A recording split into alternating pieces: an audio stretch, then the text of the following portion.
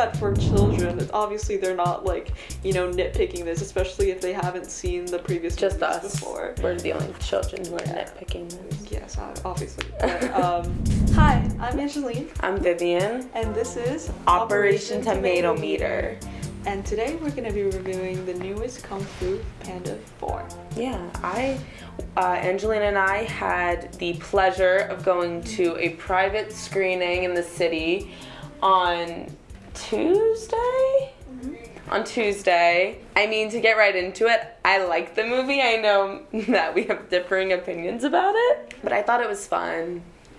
I just think that, I don't know, Kung Fu Panda has always been, and I know, we should take movies for what they are, not compare them to their sequels so much, but it's hard not to when you keep bringing back, it's the same, it's part of the same story. So, Kung Fu Panda 4 was one of my favorite films growing up because it's one of the only Western films that present China in a good light, which is unfortunately a very scarce thing to have. I feel like, we still have almost like Cold War propaganda left over where China's still seen as this uncivilized country full of communists and such and such. So it was nice seeing China and its beautiful landscapes, and I and if we're speaking about the animation and the landscapes and all that, it's absolutely beautiful. They've kept up with that but I don't, DreamWorks, the animation studio, it's been consistent with that, so I can't really give it any points because it's what I expect. I mean, not to be super bratty about it, but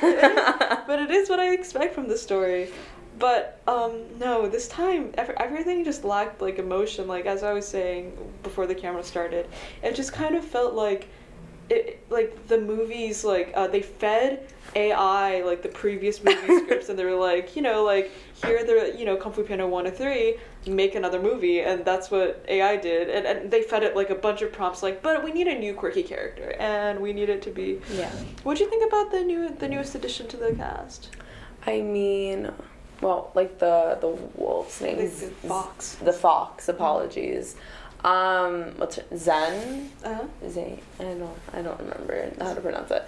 But, I really liked her. I thought that she definitely added some, comedic sense to it, and I also liked that she was, a cool, quirky female character. I don't know. I felt like, what really disappointed me for this is that Tigris has and always has the opportunity to, to have a sequel, about her, Tigris, yeah. And I feel like abandoning that cast completely was just so, this could have been a movie on its own, it could have been a different movie. They tried saying, no, forget about the past movies, forget about the Fantastic Five, forget about Tai Lung, forget about Oogway, we'll have 5 minutes of Shifu too, but, here's this one character we know, and there's this other character, and it just felt heartless to me. Just make a new movie. You don't have to name it under the same franchise. When you name it under the same franchise, as audience members, we're gonna have expectations, and when you completely destroy those expectations, it's something so heartless and it was during major. I'm sorry, I'm just really internalizing it. You're going off. Continue. No, but was this written during the writer's strike? Did they actually use AI for this? Because I'm wondering, because the quality is just, and I know most people were there wasn't that drop, but I've watched the other movies, there's something that the others movies have, something genuinely heartfelt that this movie just completely lacks, and it's appalling. It's you can have a new movie under this, a new franchise, start something new. You don't have to, don't let this beautiful franchise go to waste, and the way they ended off, it's not, it was it's unsatisfying, and I think that they're gonna, it sets up another movie, which is just the way it's going right now. Come on, let it have a good ending. You don't have to drag it through the mud until it slowly suffocates in its own filth. It's I can't begin to explain. The jokes were, they had jokes, but it was okay. It had me chuckling a few times. It did have me chuckling a few times, but Zen, I think, it's just she was so, I don't know, her heart changed so fast. It her character was so inconsistent. Yeah, the character development was not there. It was she was just going back and forth. No, she she had a really rugged, upstart, and that's why she began stealing, and that's how we come to know her. But the whole like plot twist that they wanted to like cheaply make, everything with that, it just felt like forced and unnatural, and the affection, she never showed any really affection for Poe. Like there was never really like any effort that she like purposefully made on her end to make the relationship last, except for the end, which just felt like it needed that part for when she had a change of heart with the chameleon and started fighting her. It just kind of felt like, wow, like it's just because the movie's ending, and that's the only reason why her heart changed. We knew it was coming, and it didn't make sense for her character. There was no like, I don't understand why her heart, like I don't get the character change. Like why did she, like I'm wondering like why did she suddenly, like it never felt, there was never a moment I was like, this is the moment where she, I mean obviously it could be slow, but it didn't even seem like that. She was consistently like stealing, like not having a change of heart the whole time. I guess it was the point where Poe gave her the cherry pit, which again just seemed like a cheap way to like sell heart, like just be like, be emotional, like you remember this pit that we mentioned at the start of the movie, and it was just all so forced and unnatural, and it's everything I dislike about sequels, it's everything I dislike about like movies in this new era. Okay, so I'm gonna have to agree with Angeline on the fact that, like, I don't know why they made a fourth one. I thought that the third Kung Fu Panda ended pretty nicely, and I liked that it was sort of like the five of them, they were all just like going their separate ways, and like we could just leave it at that, and this felt like a little like continuous when it really didn't need to be. And I think that's when you really lose like the spark of these like creative ideas and the stories, when you just keep dragging on when you know that it's over.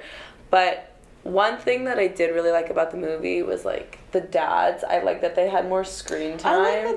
I thought they were funny, and I feel like there were some nice moments in there. That's like when I cried. I cried twice. Oh, I think the dads, that was a good like plot, because they followed like a plot A, plot B kind of storyline, and plot B was like they would flip back on the dads pretty often, which was really fun, like seeing their different, like how like they father differently, and how they like that was complement each other. I thought how they help each other. I think that was fun, but that was it. Like the main plot was abhorrent for me. Like, and do you guys know what like iPhone face is? Like iPhone face is when like somebody's like in the shooting like a period piece or whatever, and then somebody has like a really like modern looking face. Okay.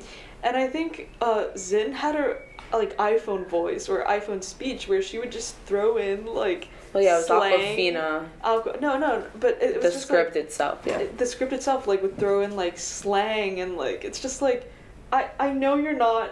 I know it's obviously fantasy. It's they're talking pandas, but like you would kind of expect them to stick to the same pattern of speech. She seemed like out of place. Like she wasn't like, I mean you could kind of ascribe that to her city roots, I guess. Yeah, I was just gonna say, but maybe at the same time they don't even speak like that. Like the criminals of the underground, they also spoke in the same way that like Poe spoke. Like it was only her would sometimes be like bruh moment, or I don't know what she said, but there's like some phrase that like in my brain it clicked, and I was like, oh my god, like why would you have her say that? Like there's so many better ways to say that. It just seems like a cheap attempt to be like, hey parents, like you remember seeing this, like bring your kids, they can enjoy it too. And I think that for children, it's obviously they're not like nitpicking this, especially if they haven't seen the previous just movies us before. We're the only children who are nitpicking this. Yes, obviously. But like if you've seen the previous movies, and like it's just such a I can't get over how I found this on the web. I can't get over how like how much of a notice, like how much the quality drops, the writing quality drops. Yeah, I feel like, what was her name? Zen? I'm just scared. The fox. The fox. I just don't want to mispronounce her name. I'm just scared that she just seemed like really out of place. And another super out of place character, the chameleon. I'm sorry, it was not a good villain. The villain, like, I'm so mad. It's because it's like they were like, what could we do for another villain? Well, Tai Long is pretty cool. We did these other villains, and they were also pretty cool. So what if we just combine all of them? And that was essentially her character. She had no emotional depth to her backstory. I didn't care about her. Tai Long is iconic. Every time he was on screen, I was excited to see more of him.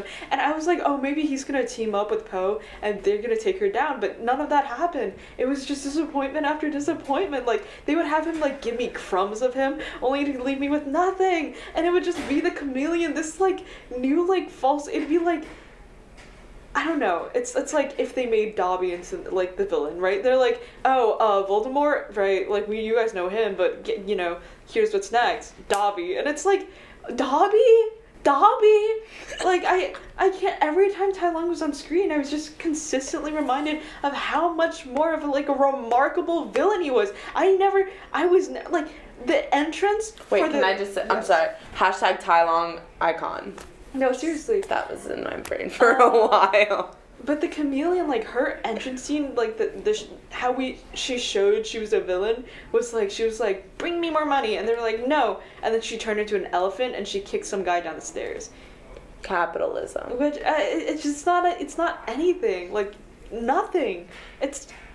She was so terrible as a villain. She was just like an annoying character. Mm-hmm. Like, I didn't even hate her. I just wanted her off the stupid screen. That's exactly what I mean. It's just terrible to see, like, a franchise like this, like, you know, I don't know, witness the downfall of, like, the Kung Fu Panda franchise, because it's like, it's iconic. Everyone knows it, you know, everyone, like, most people like it, not love it maybe, but you know, it's like this fourth one. No, not after this fourth one. It was just a genuine disappointment. And if they do make a fifth movie, which God please end their suffering, you know, do better.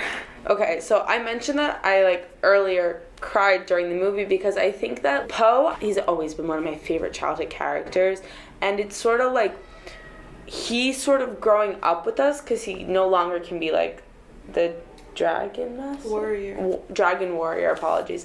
Dragon warrior, it's like him coming to terms with the fact that he needs to accept change. And that change is inevitable, and it's easier to adapt to it when you allow yourself to process it and accept it. Mm-hmm. And I think that, like, just as, like, students, I think that a lot of us are just going through change, and with college and everything, you're entering new chapters of your life, and I think that Poe did a really good job at representing the feeling of comfort in what you already know and the fear in the unknown, and that's something that I just, like, really heavily relate to, so I felt like that was, like, a nice part of the movie. I think I agree, but I felt like Poe's like, values were confused during the movie, as in, like, I never knew why he didn't want to, like, leave the dragon, like, warrior position. Was it because he felt attached to the position, he liked being cool, right? Or was it because he was, like, I felt like they tried to make it bigger than it was, and I felt like Poe has always been kind of like a totem of, like, you know, immaturity. Like, there's, like, you know, like, he doesn't want to do this because he's lazy. He doesn't want to do that because, like, he's just, like, a silly guy. And so, like, I don't know, a silly guy's, like, reasoning, they try to make it into, like, oh, this huge era of change. Like, he doesn't know how to become the wisdom, you know, the wisdom or whatever, like, the... What was it? The next level? Like the spiritual leader. The spiritual leader. And it just felt like that wouldn't be... Okay, maybe it's just because this is, like, how I perceive Poe, but, you know, that isn't how, like, you know, I perceive Poe's, like, wishes to be. Like, he would want to stay because he's like, this position is really cool. Not because he was scared. And they try to lean into both a little bit. Like, he was also scared, but he was also scared of that. And it's just, like, it's never clear. And they try to make it... It's just... I'm so sorry. I'm so full of... But... things to hate, but I thought it was okay. I think it was just, like, nice to see him have to take on a bigger responsibility that he might not necessarily be prepared for. Mm-hmm. And with that, I think we can do our ratings. Mm-hmm. I think I'm gonna go first because I want to really hear what you want to say. I'm gonna go with, like, out of 100, like, a 71%. I don't know. I think, like, the more I think about it, the madder I get. Like, it's just in it, like, the good points were the dads. We love the dads. Love the dad. Love the dads, and we like the animation. But that's where it stops. I think like everything else just sucks so bad. I'd have to give it like a 30. Okay. It's just not. To each their own. It's really just not like. Growing up with movies, utter disappointment. Don't watch it unless you have a kid, in which I guess you could watch it if you want to. But rate it terribly on Letterboxd. She was just on a Letterboxd account before this. I think that I wouldn't personally spend like my money on going to see this movie in the theaters, but it's definitely like a fun watch, and I think that if you ever just have a night where you are feeling a little nostalgic and you want to see some of your favorite characters even for a little bit, I think that this movie is good for that. Or you could just rewatch the previous. Or you could rewatch the previous ones. Or we could cut it down to only the dads and. We could do that. We'll have our editors do that for everyone at Townsend Harris High School. Alright, thank you so much for watching. Please watch the 27. I was also just there. Oh. You should be there. I was on there too. So you should watch Big our crossover. episodes. Only our episodes. Just kidding. Watch all of them. Mr. McKay is doing a great job. Please tell him that he needs to do more. Don't tell him to ask him to not quit. And thank you so much for watching. Find us at THS Classic on Instagram, TikTok, everywhere. Okay, bye. Bye.